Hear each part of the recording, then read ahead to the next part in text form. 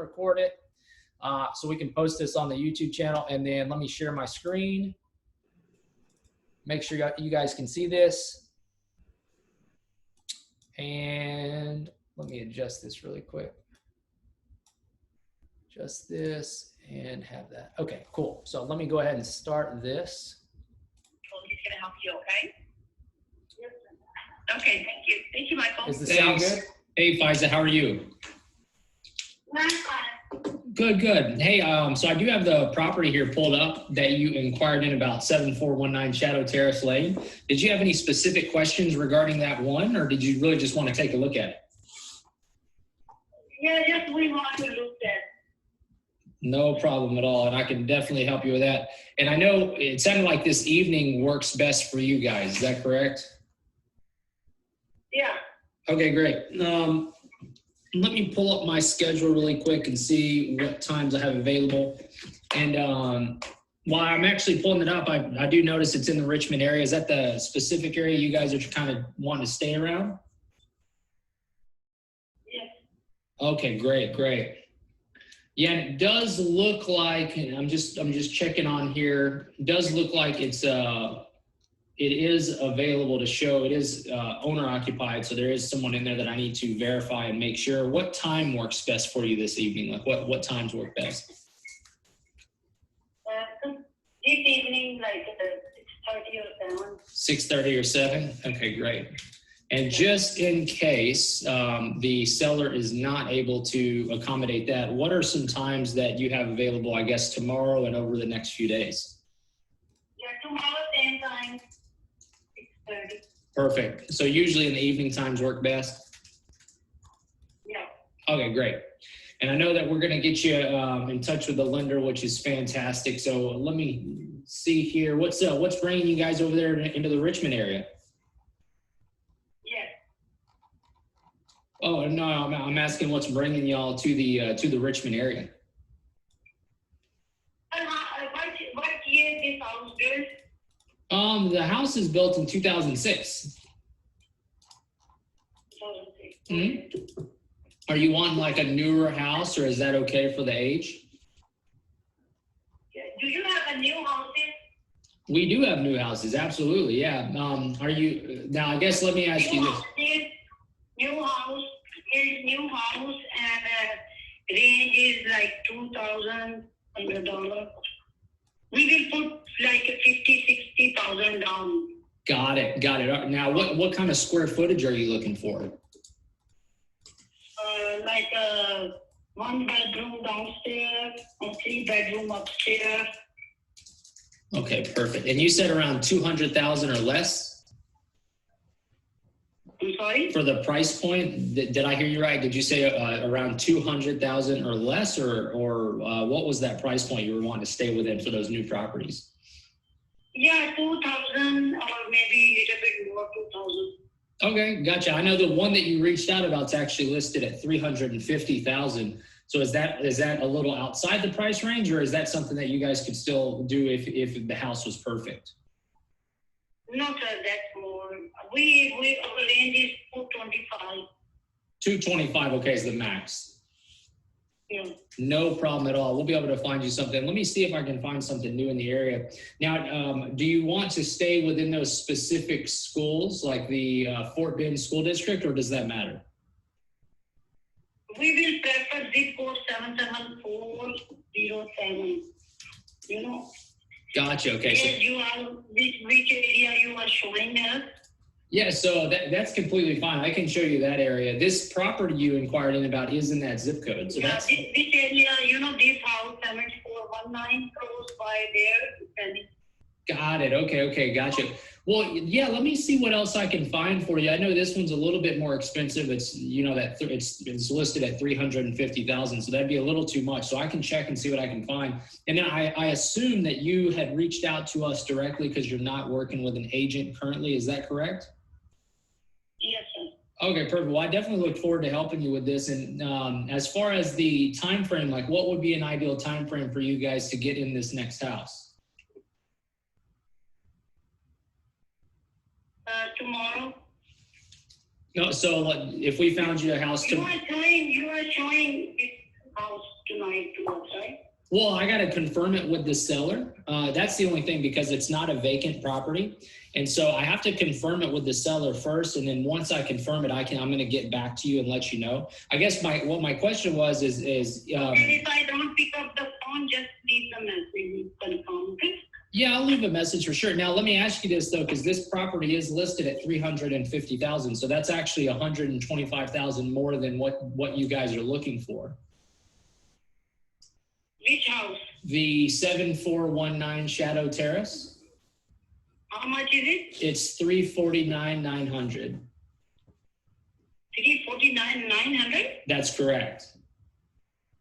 Oh, it's very okay, show us. Well, if you guys are, if you're, Is there any chances to reduce? there's always chances to reduce, but in today's market, not that much. I mean, you might be looking at, maybe $20,000 or something like that. But usually you can't really get more than that, or if you do, it's just barely more. So there's not really any chance of getting it really, really low, like even in the upper 200s. That doesn't really happen. Just when you get when you're showing, just text me and we will talk this evening, okay? Bye. So you want me to call you back this evening? No, just confirm and leave the message that you are showing us house and, Oh, for sure. I will be there. Just confirm the appointment. Absolutely. I guess my main... Maybe I cannot pick up phone, just leave the message. Yeah, my main thing here, though, is if it's that expensive and we can't afford it, we shouldn't. Written message. Yeah, we shouldn't go look at it, though, right? If it's too expensive. I'm busy, okay, bye. Okay, have a good day. Leave the message, okay? Yeah, sure thing. That we are coming. Bye. Okay, bye-bye. So in this case right here, and the reason I wanted to record that, so I couldn't get through anything that I really wanted to. I got a few things in there, red flags all over the place. So first things first, with her not understanding the price difference of what she told me her max is and what this one is, no way I'm showing this property. I will not show her that property. What I will do at this point is I am going to send her some properties that match her price point that she's looking for to see if there's even any new properties. If there does happen to be any new properties in that price point or whatever, like I said, I'm going to send that to her and I will start texting her. The simple truth is, though, based off how that conversation went, I will not show her ever until I have another phone conversation with her and actually am able to discuss the stuff that I'm wanting to. Because as you can tell, she was definitely trying to get me off the phone, which is completely fine. You find this a lot. That's why I wanted to record this, because conversations don't go as you want them to. As you noticed how I did, though, I continued to try to really get that information. Like, it doesn't make sense of her wanting to go see this property if we're $130,000, $140,000 over her max budget. So I tried to get that point across to her. She kept interrupting me. That's completely fine. I'm not mad or frazzled about it at all. Again, is it worth me doing a quick search in that zip code she gave me to see if there's any $225,000 properties that are 4 bedrooms, maybe one of them's down like she said? Yeah, why not? I'm going to send them over to her. I'm not going to ever show her this property, though. I want to make that perfectly clear for you guys. I will never show her this specific property because it's way outside their price point. Unless, of course, she gets approved and then they're okay with that after she gets approved. That would be the only time. So the reason I wanted to do this is simply because location I got, the price, she's supposed to be talking to a lender based off of the conversation I just had. She's not going to talk to a lender probably anytime soon, but we'll continue to try to do that. What I was going to tell her whenever, if the conversation went better, was basically that the seller actually requires those pre-approval letters before showing. And that is what I will say whenever I talk to her next, if I do ever talk to her again. So that, I was trying to get the motivation, what's taking her. You heard me say, hey, what's taking you guys down here to Richmond? And then she's, again, not answer like yes or something like that. So, trying to do that, what's taking you guys here, asked if she had an agent. She said yes. I think she was confused all over the place, which it's not necessarily confused, or she just wants to see that property and she just wants an agent to go show her that property. Now, like I've told a lot of you before, newer agents will just be like, well, shoot, it's a $350,000 lead. We'll figure out that pricing stuff later. No problem at all. I don't have anything else going on tonight at 6:30. I'm going to go show her. Do not do this. Based off this conversation, you are wasting your time 100%. Again, like I said, I am not going to show her any properties at this point until I have a better conversation with her and she gets pre-approved. That's the only time I'm ever going to show this client. So anyway, I'm going to show this. We can talk. All right. So. That was awesome. What'd you think? Let's talk about I it. loved it. Yeah. That type of conversation will happen to everyone, right? Especially OpCity, right? That's what it's kind of, yeah. They'll interrupt you like you're trying to get information. The main thing here, don't get mad, don't get frustrated. Just continue to try to get that information. Whenever she was going to hang up on me at the end, okay, you know, sounds good. Thanks so much. I'll text you, you know, like that. I don't ever think that like we'll have a conversation over the phone again. Like I really don't. She already told you she wasn't going to answer the phone when you called. When she said, leave a message, she's like, next time you call, I'm going to forward you to voicemail. That's what's going to happen. She's going to do that. I'm going to text her and I'll continue to follow up with her over maybe 2 more weeks or so, just to see. Who knows? You never can tell. Maybe she will get pre-approved.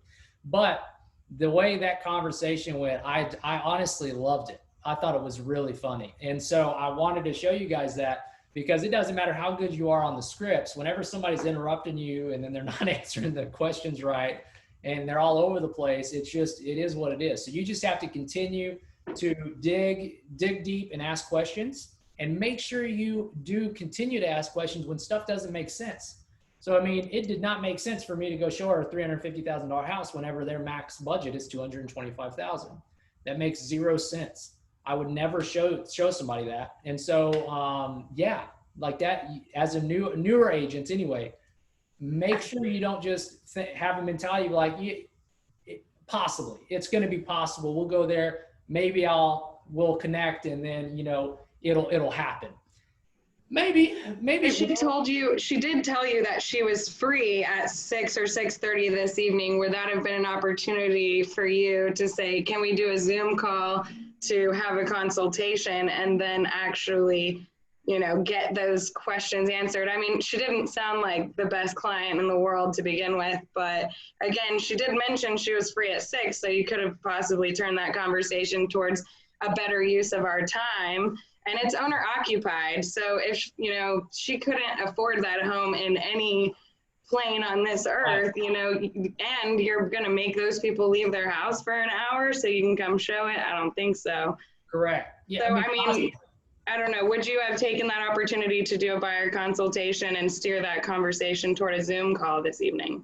You could have, you know, that's a possibility. I guess the reason I didn't at all is simply because I couldn't even get through the script to try to do that.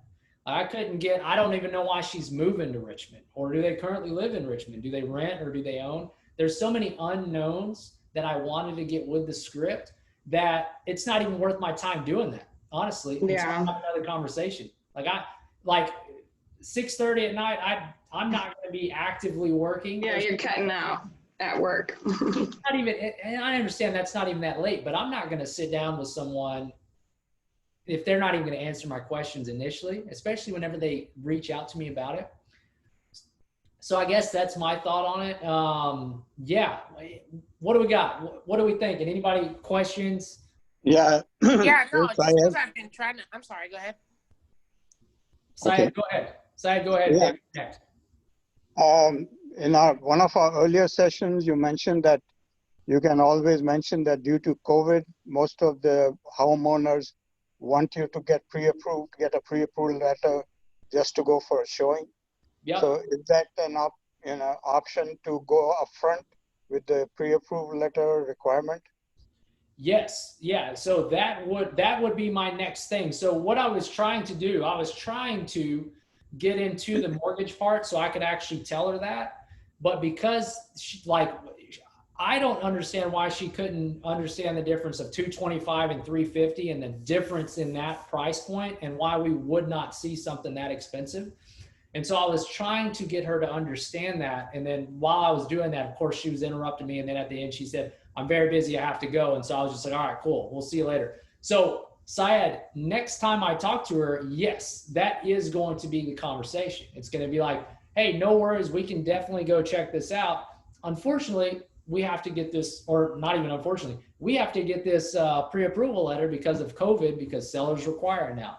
And then that alone will show us, okay, they're 100% approved for even 225, because we don't even know if she's approved yet, right? Or they're approved yet. Right.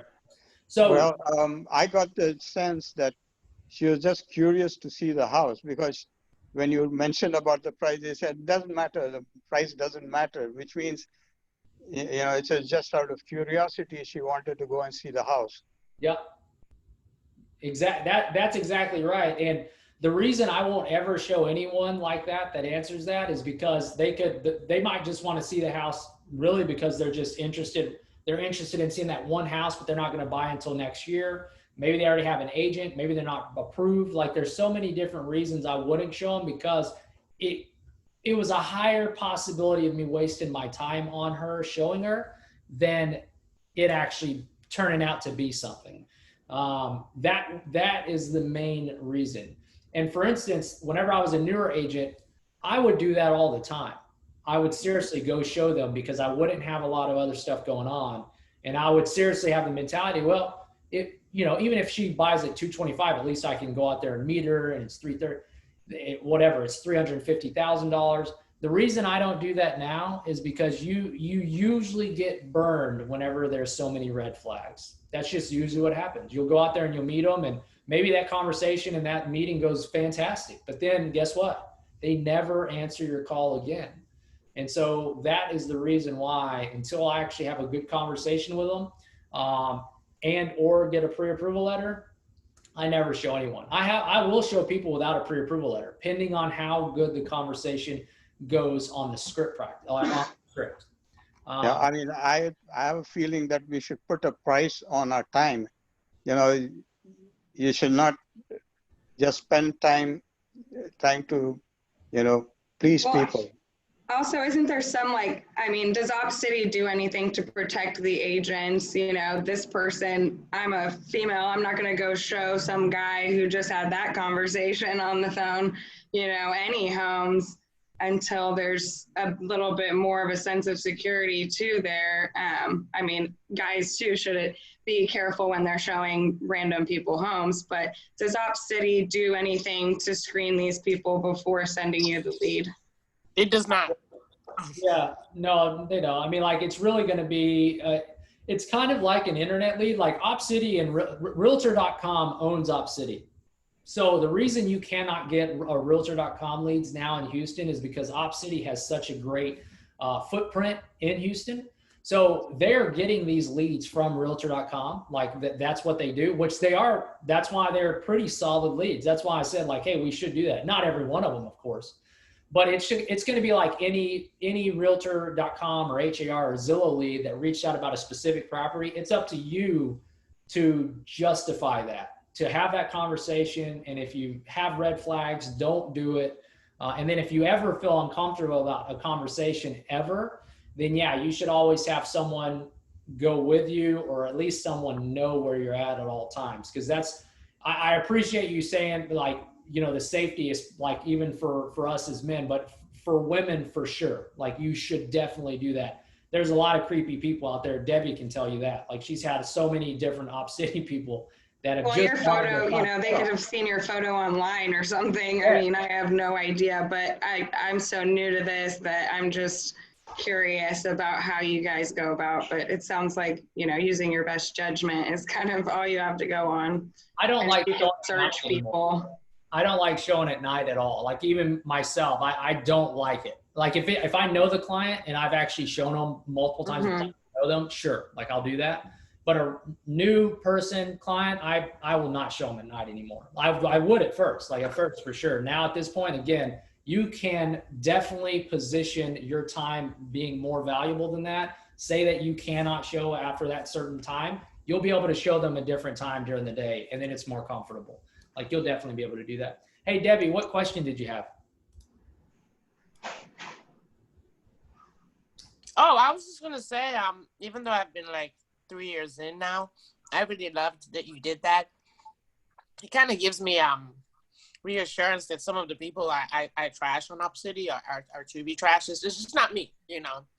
No. It's not just me. Because that script really does qualify whether it's an important buyer or not, or whether it's even like, you know, someone you're gonna want to deal with, period. 100%.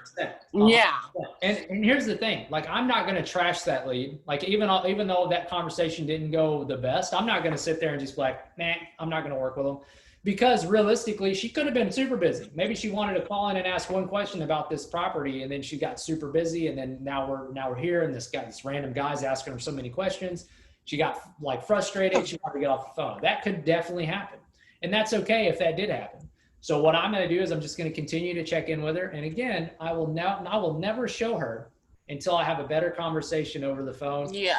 And a pre-approval. Well, yeah, like, you know, like Jeff said, we're not in the customer service business. And it's like, even after third year, I still need a reminder of that, because, you know, I'm trying to really close that OpCity and move up. So they start like kind of screwing with you. And I'm like, oh, maybe I'll just take it. No, I won't take it.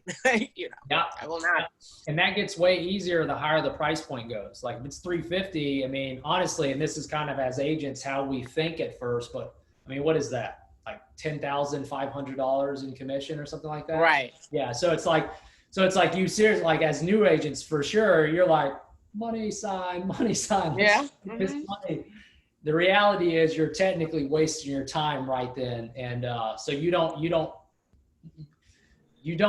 can't justify the worth of your time usually when you're new. And so that's why I love having this class, especially with newer agents, because I'm telling you, do that. Don't waste your time. There is a price tag on your time for sure. And so, and the longer you get into it, and the more money you start making, you can actually put a legitimate number per hour on if it's going to be worth it or not for you to go and do that. And that will start like, I don't know, going into like, should I even go put this sign out, or should I actually have someone else go put this sign out, this lockbox? Is it worth me driving an hour and a half, 2 hours total to do this, or should I just pay someone else to do it because it's not worth my time? That is where everyone will get once you get in a few years, because you'll be able to start seeing an actual number on how much your time is worth. And so at first it's harder to put that together. So what I would say at first, think about the amount of money you are going to make this year. And I want to make that clear. You are going to make, not that you want to, you are going to, because you have to think like that, and then put that number on it. So whatever that number is, you're going to hit that number and then put that hourly number. And that is how you should justify it. I mean, I really would do that. Yeah. Anyone else? Questions, comments on that particular thing? Not on that, but I have another question. Sure. Okay, as I mentioned earlier, KB Core, they keep sending out those referrals to me, and they prompt me to email the customer back, and they have a template. We have to follow the template and send it back to them, which I did. But nothing else happened after. But there was another one today which had a phone number, and but it still prompted me to send an email. Now, if I send an email and give my phone number, the customer doesn't respond, can I still call that customer even though they didn't respond to me? 100%. Keep in mind, Syed, you have to reach out to this person at least 8 to 12 times on average in order to get them to respond to you. And that's through a phone call. That's not even through an email. Emails are a lot easier to ignore. Just think about all the junk emails you get and you never hit unsubscribe to. I have a ton of them. So think about that, because I just continue to delete it. I'll just delete it, but I won't even scroll down to hit unsubscribe. I don't know. Maybe that's the man in me. I don't know. I'm lazy, so I just delete it. So think about that, because you have to constantly reach out to these folks, and you will never bother a motivated buyer or seller. So if they are actually motivated, you're not going to bother them. You're not at all. So if you ever get a lead with a phone number on it, call them immediately. If they don't answer, text them. And then you can send an email follow-up as well. But you should always try to call that lead multiple times a day for the first 3 days. Sean Kokoska says you should do the 3x3x3 rule. And what that 3x3x3 is, you're going to call 3 times per day for 3 days in a row. So 3 times, 3 times, 3 times, that's 9 touches. And then you're going to do 3 times per week for 3 weeks. And then you're going to do 3 times per month for 3 months. And so that's a ton of touches. The reality is if you're doing 3x3x3 the first 3 days and you're shooting text messages and you've reached out to them over 12, 14, 15 times, and they've never once responded to you, they're probably not going to be a legitimate lead. So then you could probably not waste your time on it. Okay. I have an unrelated question. Sure. Yesterday I came across somebody who said that, well, do you have any foreclosed property? I'm willing to buy for cash. So where do we go to look for foreclosed properties? I can show you how to do that in the MLS under disclosures. There's a option that you can select, and it's foreclosure under disclosures on the MLS. You can select foreclosure. Whenever you select that foreclosure, it will bring up all of the foreclosure properties. What I would ask you to ask your client is what was the specific reason they only wanted to look at foreclosures? The reason you should always ask this is because most of the time they're going to say, well, I just want to get a really good deal on them. And the reality is now most of those foreclosures are listed by an agent. The agent had to do some kind of either buyer's market analysis, like a BMA or some kind of BPO on it. Like they're going to have to do some kind of analysis in order to list it. So it's probably going to be priced pretty well. According to the market anyway. So a lot of the times now with foreclosures, you're not going to be able to go in there and get $30,000, $40,000, $50,000 off. So you educate your buyer whenever they say that. And whenever you tell them that, what that'll do is it'll shift their mind to be okay with all properties on the market, not just foreclosures. And that'll help you out to get you a sell faster because you'll be able to search more properties. Well, I asked him, he said that, well, I try to buy distressed properties and flip them after I work, get some work done on them. Yeah, no, that's completely fine. You'll be able to do that with any property though, for the right price. Because what they're wanting to do is they're wanting to get a deal. You can find those properties on the MLS just in general as well. They're not always going to be foreclosures. So it's just about finding them. It does take a lot of time searching the market to find them. They're there, but you're just going to have to search the market and try to find them. But I'll show you, Syed. Let me know. Text me if you cannot find that disclosures mark for the foreclosures, and we'll do a Zoom. I'll show you how to do it. Okay. Perfect. Hey, Michael, didn't Amanda announce that she was going to do some sort of an investment, like quick go over on, I think I found it like on the Facebook group or something. I'll have to look it up. I didn't know if you knew off the top of your head. She mentioned having one, so that might be something you'd be interested in. I do not. I do remember seeing something. Yeah, me too. Was that this Friday? It's our mastermind on Friday. Okay, yeah. That's what it was. Okay, so it's our mastermind on Friday. Syed, come to that on Friday at 9. It is a different link. It is a different Zoom link. Isn't Rick having the contract class at that time? Oh, is he? I think it's a continuing series. Yeah, okay. How many, does anybody know how many that is? Because this is like the 3rd week, right? It's until he gets done with it. So it's ongoing he said it's probably going to end in October, maybe. He's section 6 right now. He's going on to section 7. Good for Yeah, but they're pre-recorded. So you can just catch it on Texas through the contract workspace group. So you can watch it on there. Oh, nice. Okay, just in case. Yeah, because Amanda, Jeff, they do a lot of investment clients, and our largest hedge fund that we were working with kind of out of the market because of COVID. They're supposed to be coming back, I guess, the last quarter. But the point I'm saying is they have a lot of knowledge on that, on how to find those properties, on how to properly calculate like the after rehab value, how much it's going to cost to actually rehab those properties. So that will be a good class or mastermind to attend. Okay, and is it in the auditorium? Where do they have the class? That's through a Zoom. Is it on the calendar? Is it? I don't know. Go to I don't Workplace. think so. Yeah, I think it's only either Workspace or our Facebook group. If you look at Rick Tankersley's Workplace. For what about for our Not that. I'm talking about the mastermind class. Yeah, Oh, I was talking about Mastermind. I think it's on like Facebook. I'll find it. Yeah, so see if you can find it on our Facebook page, Syed. If you can't, text me. I will send you the link directly because I'll get it from you. All right. Thank you. You're welcome. Anybody else on that specific script that I went over, or any other questions, or maybe even other objections or something like that you're having trouble handling? Okay, I have a seller objection, and I actually was texting with Amanda about this last night because I literally was just like, I don't even know what to say back to this. Okay. So I've been, it's a Facebook lead. We've been talking on Facebook Messenger for probably 2 weeks now. I sent her a home value report for her to review over the weekend. She was out of town. So I reached out to her yesterday to see when she had time to go over it.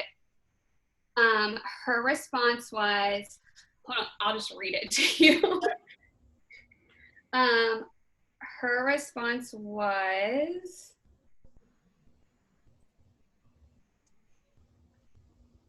I don't want to pay a commission on selling. And this is a like lead that wants to sell her current home and then buy another home. Okay. And so I was like, I literally, like, at the time, I just got done working out, so I probably was not the best condition to hear someone say, I don't want to pay you for your work. Yeah. That's what that was the message. Okay, so. That's how she responded to me trying to set an appointment. The number one thing that you can do is get her on the phone.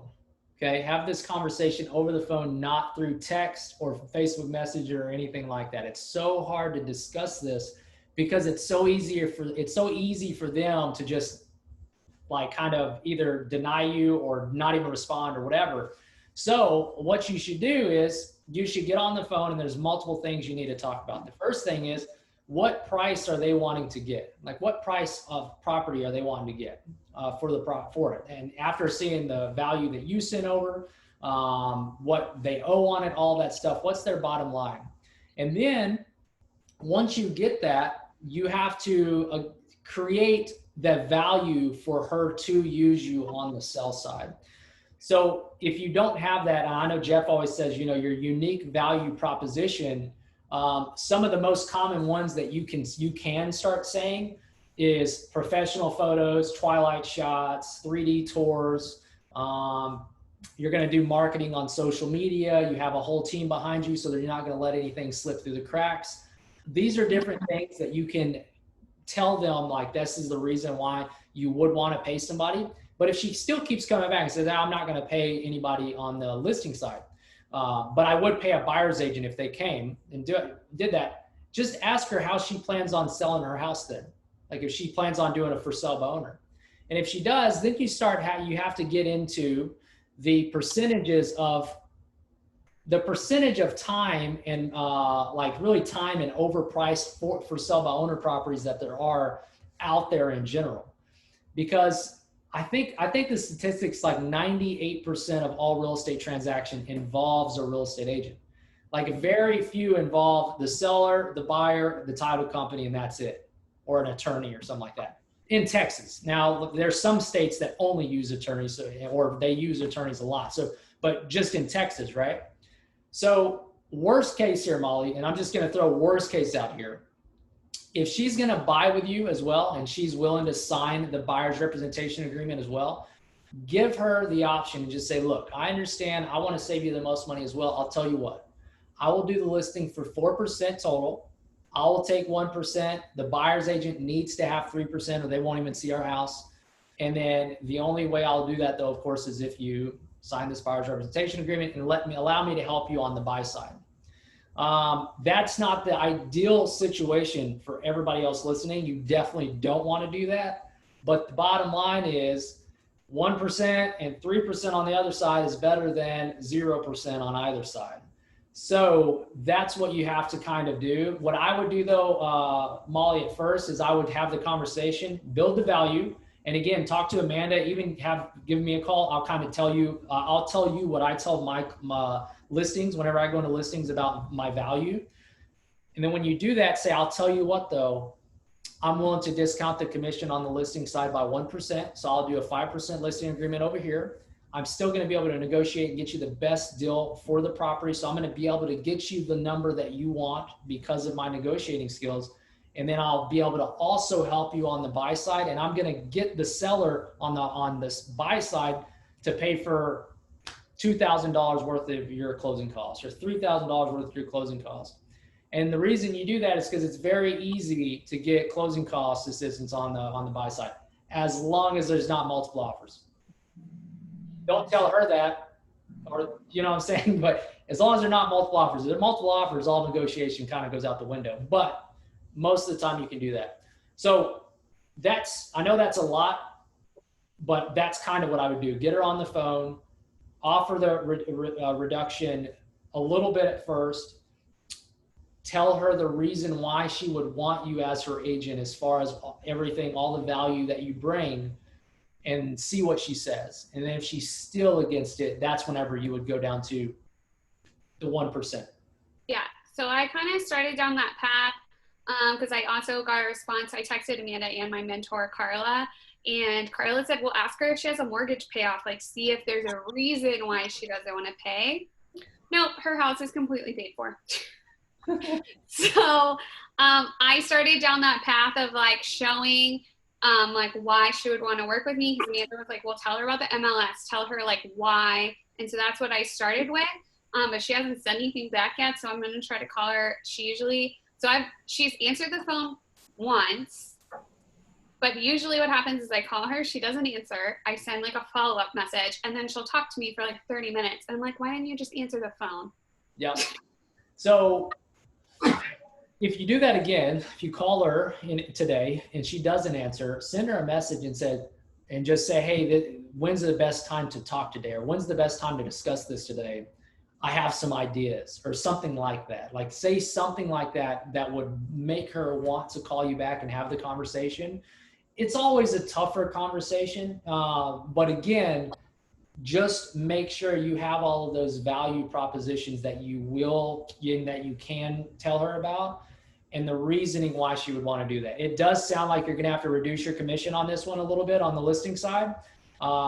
But do all the value side of it and then say, you know what though, I understand you're going to be buying with me as well, and I'm okay with that. Here's what I'm willing to do, and see how she takes it.